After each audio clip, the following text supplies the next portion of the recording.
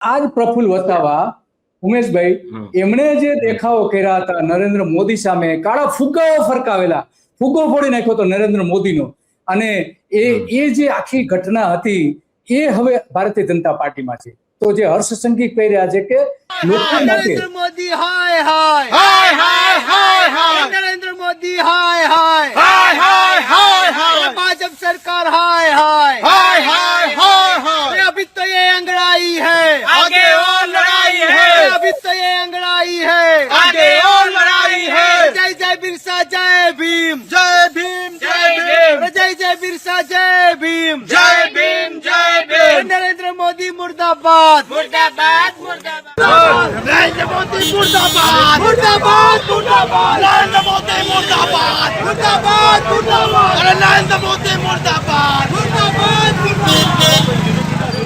मुर्दाबाद, भारतीय जनता पार्टी मुर्दाबाद मुर्दाबाद मुर्दाबाद, Narendra Modi go back go back go back, Narendra Modi go back go back go back. તો હર્ષ સંઘવી જેને આવકાર રહ્યા છે એને નરેન્દ્ર મોદીનો વિરોધ કર્યો હતો અને હવે ભાજપમાં છે.